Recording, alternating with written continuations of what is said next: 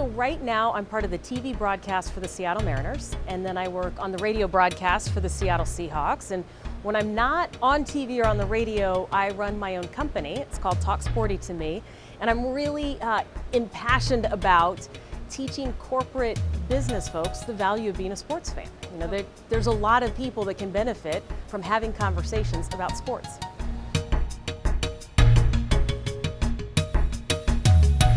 And it is a really competitive industry, and so any resource that you can have, like Sports Management Worldwide, is important to take advantage of, because as much as it's about the skills that you develop, it is about the relationships, it is about the people.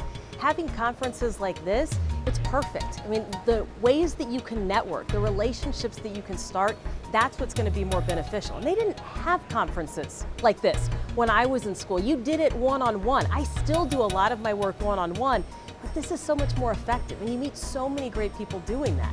And I would say too, for women in the industry, not only do you have resources, but think about how many more women play sports now.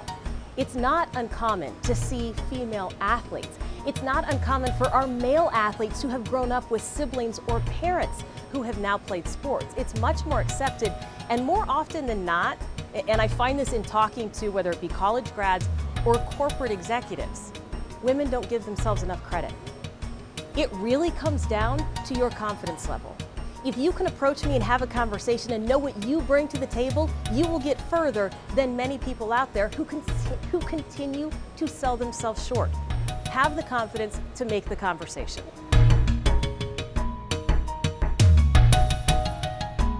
You don't know what you don't know, and that's true. If you're making a career transition, there are going to be some challenges, and it's hard to know which questions to ask. Sports Management Worldwide helps you get those questions formulated so that you can get the answers you need. Whether you like the answers or not, they have resources to get you through that conversation and to put you in the best position to succeed.